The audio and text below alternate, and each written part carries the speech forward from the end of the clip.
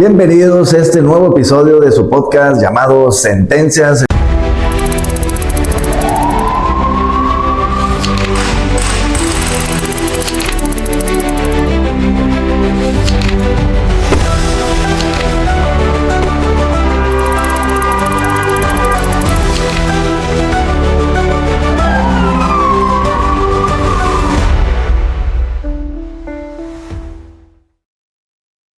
El día de hoy tengo el placer de tener un invitado de lujo, el licenciado José Rolando Navarro Cruz, abogado penalista desde hace más de 30 años, obviamente un apasionado del derecho penal. Licenciado, ¿cómo estás? Muchas gracias, mi querido maestro Daniel.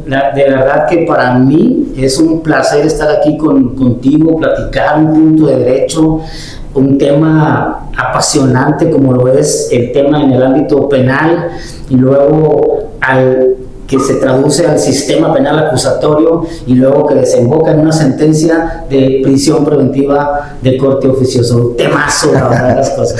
Pues bueno, yo sé que algunos no van a saber más bien qué es la prisión preventiva oficiosa o la justificada o ambas. Entonces, para empezar, este es un amparo, es una resolución de un juzgado de distrito en materia penal.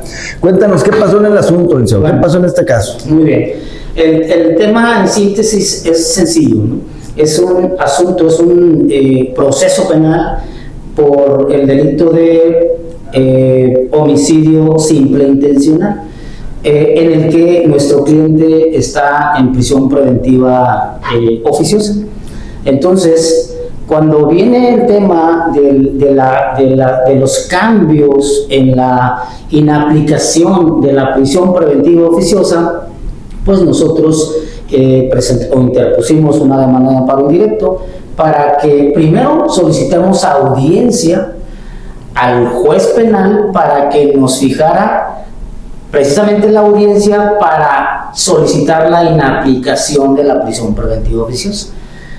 Normalmente te niegan esa audiencia, entonces tienes que acudir al juicio de amparo indirecto para que el juez de distrito ordene, obligue a la autoridad responsable a que te fije la audiencia. No se mete en tema de si es inconvencional o no es inconvencional. Tú dale la audiencia, dale la fecha. Se traduciría en lo siguiente: dale la oportunidad al quejoso para que pueda defenderse de la aplicación de la prisión preventiva oficiosa. Esa es la temática inicialmente. Cuando de repente sí te la dan, entonces ese amparo ya no lo necesitas porque ya no hay un acto reclamado ahí. En el caso concreto, nos negaron la suspensión, la audiencia para debatir la inaplicación de la prisión preventiva de corte oficioso y nos vamos al amparo indirecto y nos niegan la suspensión con efectos restitutorios, la suspensión provisional, la suspensión definitiva también, hasta la sentencia constitucional. El juez de distrito le dice, fíjale la audiencia para que debata sobre la inaplicación de la prisión preventiva oficiosa. 8 meses. O sea, 8 meses para eso. Bueno, entonces llegamos, debatimos y me justifican la prisión preventiva, ¿va? Entonces, eso es motivo de otro juicio de amparo, porque es un nuevo acto. Correcto. Aquí en el nuevo juicio de amparo tendríamos que debatir sobre los criterios, los argumentos tanto del fiscal como del juez, de autoridad responsable, los argumentos que utilizaron para justificar la prisión preventiva. Es un tema ya más técnico, y ahí se va buscando algo de fondo. Igual nos niegan la suspensión provisional con efectos restitutorios, la definitiva igual, y en la sentencia vuelven a decirle hasta la sentencia de amparo, es decir, otros 8 meses después. A ver, tú dijiste que estaba justificada, pero no dijiste si, creo que ya lleva más de 2 años en prisión preventiva, entonces hay que revisar la prisión preventiva. Cumple el juez, ¿ya? y dice, bueno, para mí, ya van más de 2 años de prisión preventiva, pero se debe a los medios de defensa que ha utilizado el quejoso en la defensa del juicio de amparo, en los recursos que ha interpuesto aquí en el proceso penal.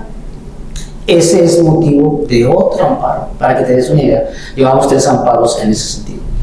Esto, mi querido maestro Daniel, esto nos lleva a analizar de fondo qué necesidad existiría o existe en tener que tramitar o tener que interponer todos estos juicios de amparo, todos estos recursos extraordinarios en contra de la decisión del juez o de un juez, sea un juez penal o sea un juez de control. ¿Qué necesidad si realmente todo se podría resolver si unificáramos criterios? ¿Okay? No sé, hasta aquí que... No, ahí me queda claro que hay un procedimiento penal en el cual tú le pides primero que dame la audiencia para poder debatir sobre si se está justificado o no. Esa se puede conceder, pasa el tiempo, pero seguimos sin avanzar y sigue pasando el tiempo, 2 años de estar en prisión preventiva justificada, sí. Ahora sí justificada, y es donde vamos. Es donde vamos. Ahora, esto nos lleva a reflexionar indefectiblemente a voltear hacia el tema de la figura jurídica de la prisión preventiva en México. Sabemos, Daniel, que la Corte Interamericana de Derechos Humanos ya determinó o estableció en 2 sentencias muy conocidas por todos ustedes que la prisión preventiva inmediata o oficiosa, incluso la prisión preventiva justificada, son inconvencionales, ¿no? Cuando esto sucede, en Nuevo León, por ejemplo, porque el Pleno Regional de la zona centro-norte determinó que efectivamente, o sea, adoptó el criterio de la Corte Interamericana de Derechos Humanos y determinó que la prisión preventiva era inconvencional, no inconstitucional, sino inconvencional. Un paréntesis aquí. Sí. El Pleno Norte, digamos que es el que resuelve los asuntos pues, de aquí de la región y de otras regiones que pues, se contempla sí. El Pleno, ¿no?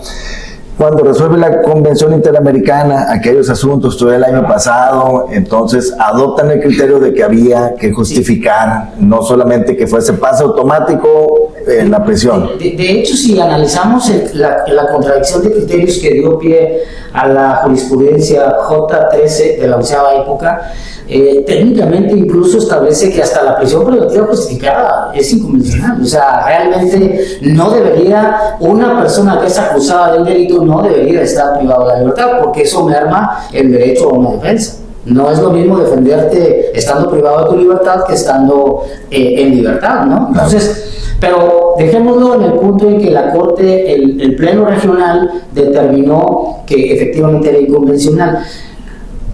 ¿Qué sucede aquí, Daniel? Que del centro norte, que es de la Ciudad de México hasta acá, hasta la frontera norte, que abarca nuestro hermoso estado de Nuevo León,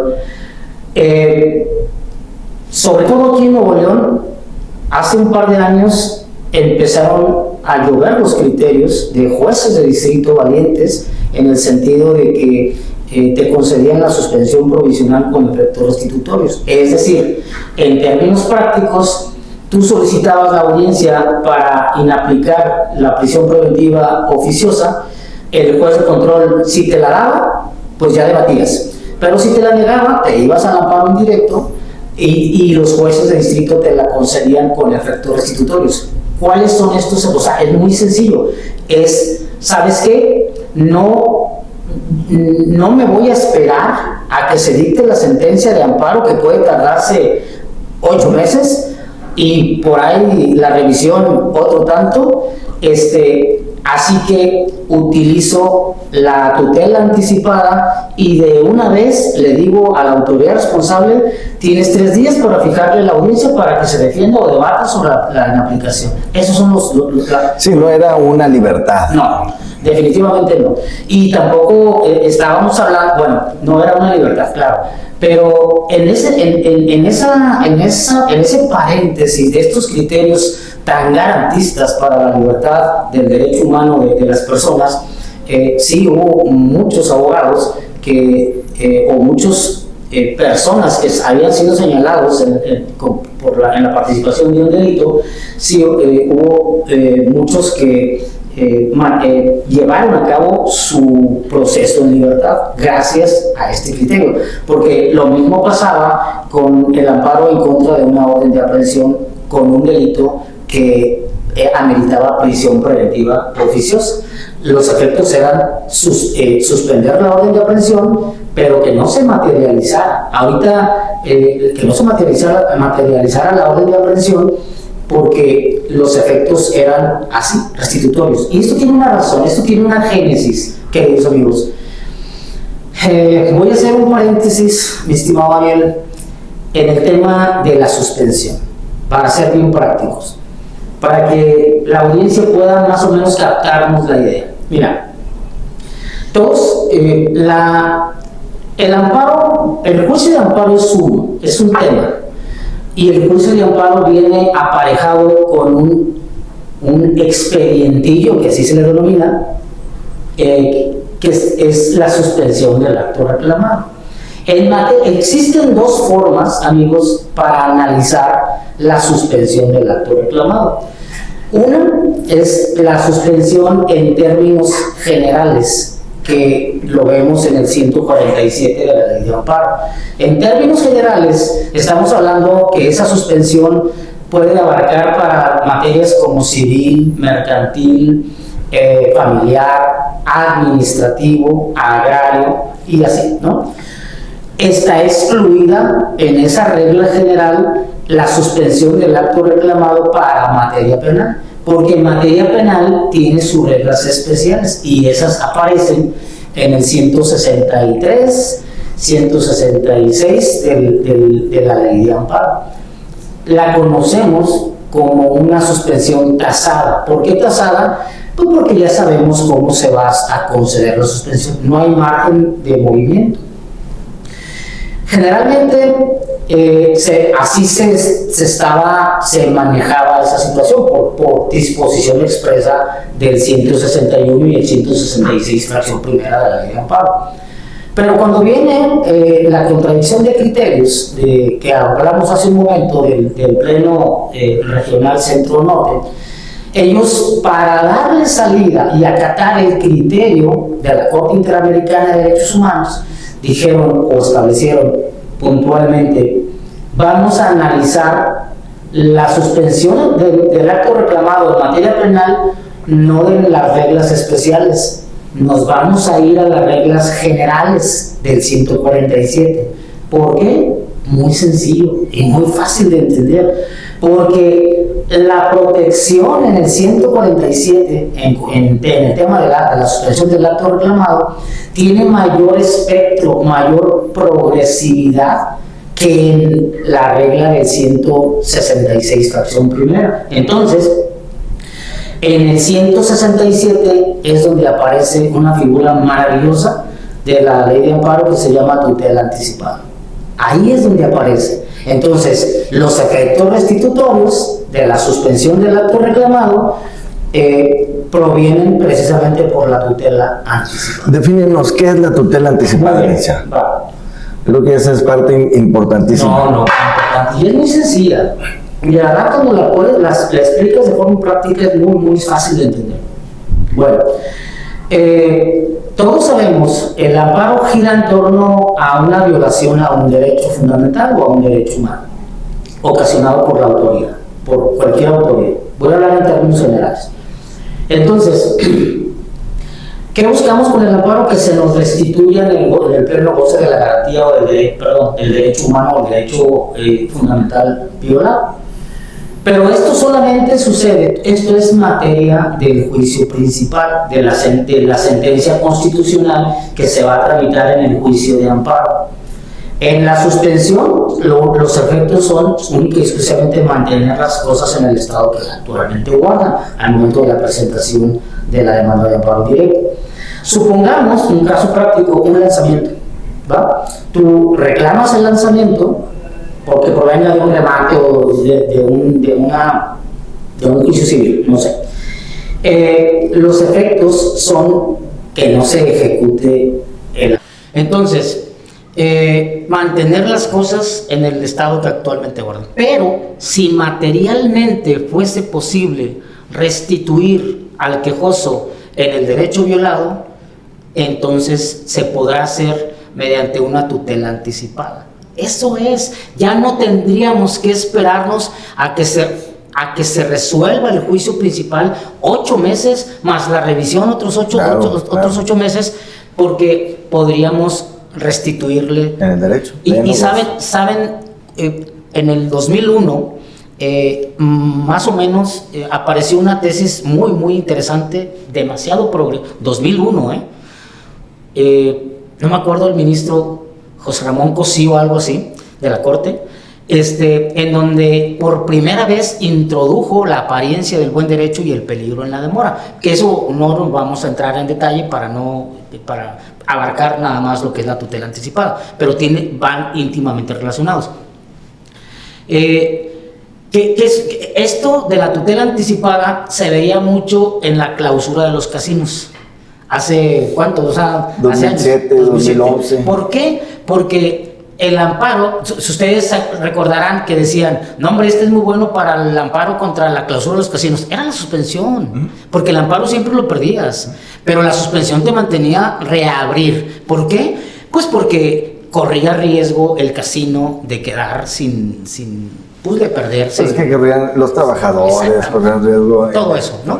Bueno, aplicado acá en el tema de la prisión preventiva, resulta y resalta que los efectos de la Corte, el Pleno Regional analiza entonces de manera progresiva el derecho humano a la libertad, de analizar la suspensión del acto reclamado, evitar las reglas tasadas o especiales. Es decir, ¿qué es lo que va a suceder si es un delito de prisión preventiva? Miren, en el 166 te dice, si es de prisión preventiva oficiosa, los efectos serán que una vez que se ejecute la orden de aprehensión, el quejoso quedará recluido en el centro penitenciario a disposición del juez de distrito, su libertad, pero a disposición de la autoridad responsable para la continuación del procedimiento. ¿Qué beneficios tenía esto, Daniel? No tenía ningún beneficio. No. O sea, esto y nada era exactamente lo mismo. Correcto. O sea, estoy tratando de hacerlo de forma práctica. Entonces, viene la Corte, el Pleno Regional, a través en la jurisprudencia que ya mencioné, la J13 de la 11ª época, en la que no se limita al 166 de la Ley de Amparo, sino que lo analiza a la luz del 147, y ahí aparece la tutela anticipada. Hay una frase que me gusta mucho de la Corte, del Pleno en esa jurisprudencia, que dice, híjole, yo cuando la vi, haz de cuenta que ahí entendí el tema, ¿por qué la tutela anticipada? Y dice, porque ahí les va, cuando se concede, vamos a hablar del tema, del caso más sencillo, cuando nos llegan la audiencia ante el juez de control y posteriormente nos vamos al amparo indirecto y nos conceden la suspensión con efectos restitutorios, es decir, le dicen al juez de control, oye, tienes 3 días para fijarle la audiencia, déjate de cosas, ¿no? Hazlo.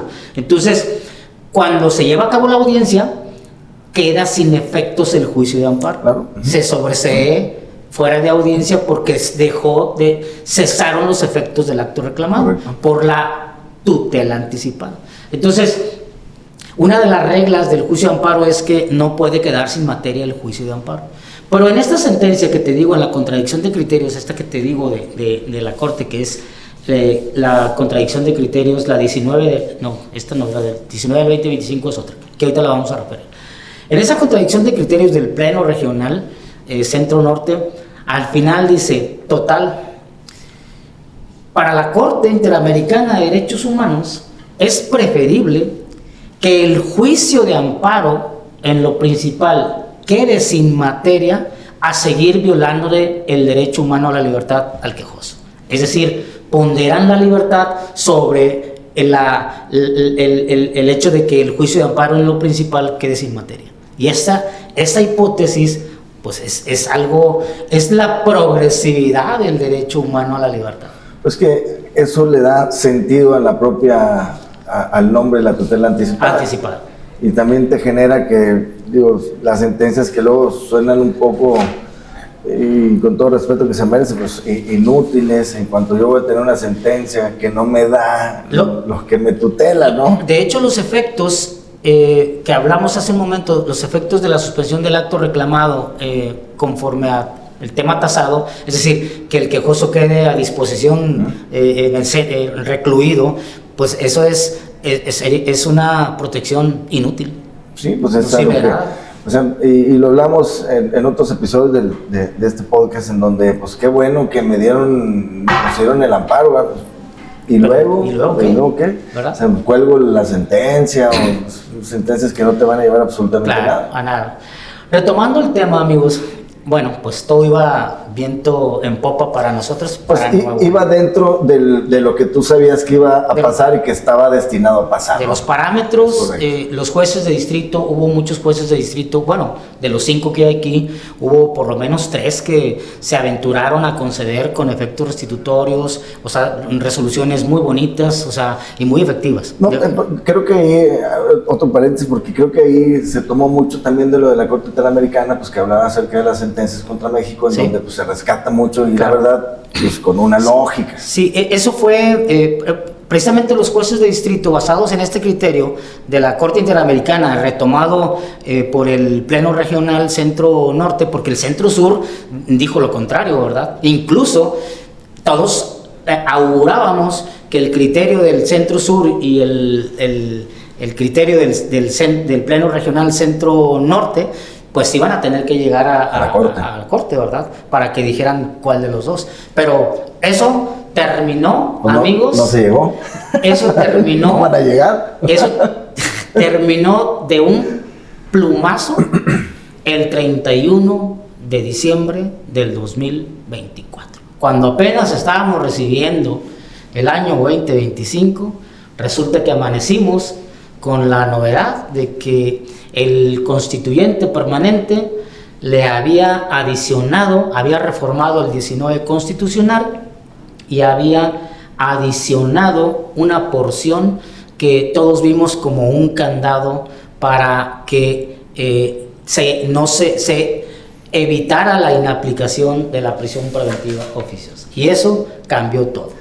Hay un paréntesis, obviamente con esta reforma constitucional, pues que es al final lo que modifica pues, todo, al estar modificándose la Constitución, pues ya no le da la oportunidad a la Corte que revisara o se pronunciara de esta contradicción de criterios. Entonces modifica totalmente, y entonces entiendo que también hacia los propios juzgados de distrito dejan de tomar el criterio que se venía dando para ahora resolver de qué manera, licenciado. Así es, fíjate. Bueno, entonces el tema de que todo cambió a raíz de esta reforma, esta adición al 19 constitucional que técnicamente prohibía una interpretación análoga o de cualquier otra índole para establecer si se inaplicaba o no la prisión preventiva oficiosa.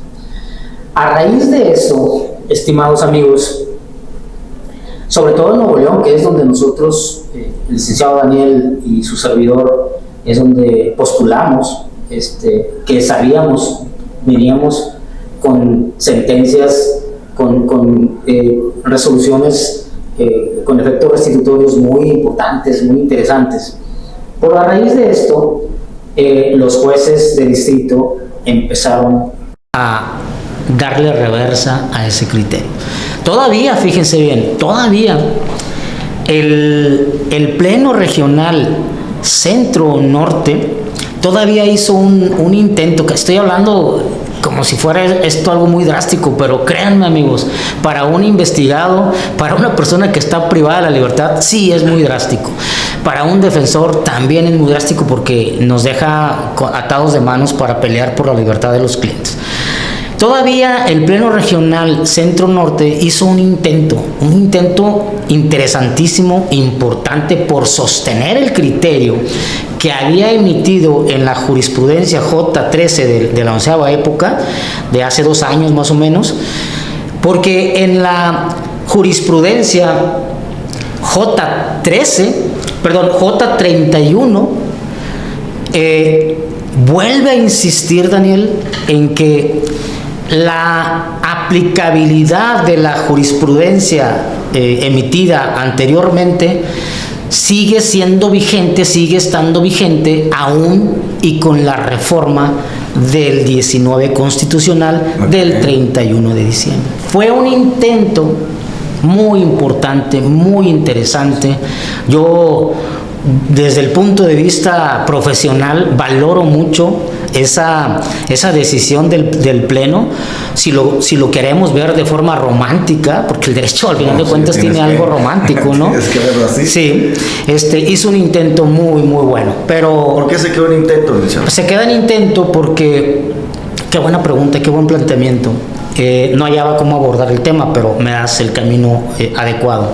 Se queda en un intento porque, no obstante que existe ese criterio, que es la jurisprudencia J31, los jueces de distrito en Nuevo León, estoy hablando ya, amigos que litigan, que postulan en Nuevo León, los jueces de distrito, tengo información de hace 2 semanas o 3 semanas, ya no están concediendo la suspensión con efectos restitutorios. No sé si de los 5 exista 1 o 2 que lo estén haciendo, que aún lo estén haciendo, pero lo que sí les puedo decir es de que los 2 colegiados, los 2 tribunales colegiados en materia penal, que era el último bastión de la defensa para lograr una suspensión provisional con efectos restitutorios, los 2 ya están resolviendo en quejas presentadas por el Ministerio Público cuando el juzgado de distrito sí concede con efectos restitutorios, el Ministerio Público se va a la queja y el colegiado, cualquiera de los 2, le da reversa, dice que no puede ser con efectos restitutorios por la reforma al 19 constitucional del 31 de diciembre. Y en cambio, si el juez de distrito la niega y tú te vas como defensor o como quejoso, te vas a la queja, pues el juez de distrito, cualquiera de los tribunales colegiados, te va a confirmar la sentencia de la resolución del juez de distrito. Por eso, porque la puerta, como lo comentábamos hace rato, querido Daniel, la puerta ya la cerraron no los jueces de distrito, no el Pleno Regional. El Pleno Regional está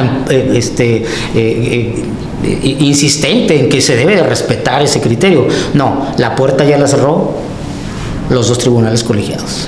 Lo que pasa es que técnicamente no estarían mal procesalmente. No. Al final, bajo el principio de legalidad y seguridad jurídica, ¿quién sabe? ¿Quién sabe? Fíjate, porque si tú ves la contradicción de criterios, que esa sí es la traigo aquí, cuando quieran la compartimos,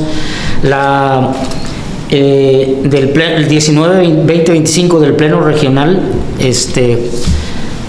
esa contradicción de criterios, yo sigo insistiendo en que aún y con esa reforma al 19 constitucional sí es factible conceder la suspensión con efectos restitutorios, porque la explicación que da el Pleno abarca no solamente la Constitución, abarca la Corte Interamericana de Derechos Humanos, y como dice, el tema es muy sencillo voy a dar el criterio que adoptan los jueces, los colegiados, y luego ya los jueces de distrito.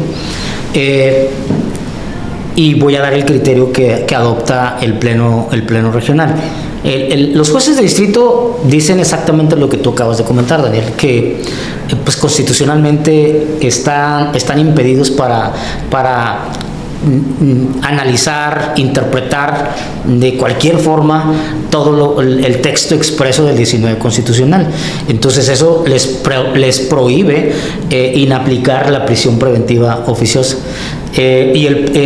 Alegan o aducen que si bien es cierto que existe las dos tesis que son muy importantes en el tema de prisión preventiva oficiosa, que es la J13 y la J31 del Pleno Regional Centro Norte, ellos dicen, si bien es cierto que existen esas dos jurisprudencias que vienen de criterios del Pleno, también lo es que esas dos, o la primera, sobre todo la primera, la que determinó que era inconvencional la prisión preventiva, fueron dadas en un contexto en donde no existía todavía la reforma del 19 constitucional, porque recordemos que el primer criterio del Pleno fue en el 2023, a finales del 20 o a mediados del 2023, todavía no estaba la reforma del 31, entonces los colegiados y los jueces de distrito establecen esa hipótesis. Pero en cambio, el Pleno dice, o el Pleno Regional dice, es que, a ver, no estamos interpretando la Constitución, no estamos interpretando una figura jurídica que exista ahí en el 19 constitucional, estamos analizando a la luz de los criterios de la Corte, estamos analizando precisamente la inconvencionalidad de esa figura jurídica que es la prisión preventiva de corte oficioso. Pero el punto y el tema en donde estamos parados actualmente es triste para las personas que están privadas de la libertad o aquellas personas que son señaladas por participar en un delito, y también es triste para la defensa, los defensores, porque regresamos 4 años atrás, regresamos al sistema tradicional, no tradicional en el sentido del inquisitivo, sino al sistema tradicional de la aplicación de la prisión preventiva oficiosa. Tú que eres un apasionado del derecho penal y que te estoy escuchando, pues obviamente es algo que de todos los días y que te va a afectar para el litigio, la postulación, tus causas, tus asuntos, pues te va a afectar definitivamente. Haciendo como una especie de paréntesis, al estar en la Constitución esta prohibición, o bien que estás viendo que los tribunales colegiados ya adoptaron, y como bien dices, pues cerraron ahí la puerta para que se pueda dar efectos restitutorios, en abono a una estrategia de seguridad nacional, como en algún momento lo comentó, si mal no recuerdo, el presidente de los Estados Unidos mexicanos. ¿Qué opinión te merece en esa óptica? Yo soy partidario, Daniel, como ser humano, yo soy partidario de que la libertad no debe restringirse en cuanto a un tema, es decir, yo no creo, voy a recapitular, yo no creo que sea un tema de seguridad nacional. Yo más bien creo que pudiese ser un tema de criminalidad, o sea, de política criminal, pero no a los niveles de seguridad nacional. Porque déjame decirte que soy partidario de que la libertad de una persona debe de tener, deja tú las restricciones que marca la propia Constitución, porque no es un derecho absoluto, pero no podría ser constitucionalmente válido, si lo queremos ver así, es decir, entrar al fondo de la medida, la necesidad y la proporcionalidad de la medida, tanto amplia como en estricto sensu, no podría ser constitucionalmente válido que porque te señalan en un hecho o porque te citan o te imputan y te vinculan por un hecho señalado en la ley como delito, automáticamente puedas perder ahí la libertad. ¿Por qué? Porque pueden existir otras medidas, digamos el resguardo domiciliario. El resguardo domiciliario tendría los mismos efectos de la prisión preventiva, justificada u oficiosa. tendría los mismos efectos, garantizar la permanencia del acusado o del investigado en el juicio y la protección de la víctima, incluyendo también el otro supuesto que es la protección del desarrollo de la investigación. Pero no tenemos regulado correctamente el tema del arraigo, el resguardo domiciliario, perdónenme. No lo tenemos regulado correctamente. No sé si las entidades federativas tuviesen que invertir en lugar de los penales para mantener recluido a una persona que probablemente nada más fue señalada y ni siquiera haya participado, porque eso se va a ver hasta la sentencia definitiva. No sé si sea más conveniente invertir en los localizadores, los localizadores electrónicos, como el brazalete, que preferir tener recluido a una persona que no sabemos si es responsable o no. ¿Es una condena anticipada? Es una condena. Sí, o sea, el término, sí, es una condena. Bueno, es más, latinoamericanamente hablando, es que la Corte ya lo dijo. En la Corte, en las sentencias estas de Rodríguez y otros en contra de México, ya lo estableció, que es una condena anticipada. A ver, ¿sabes por qué el resguardo domiciliario no es muy socorrido en tema de medidas cautelares? Porque es muy costoso un brazalete electrónico y no todos los investigados tienen forma de costear o de conseguir un brazalete electrónico. Es muy costoso un brazalete electrónico. No sé, en alguna ocasión escuché que en la Ciudad de México hay empresas privadas que se dedican a costear un brazalete electrónico y no sé si cobran 15,000 pesos mensuales. Okay.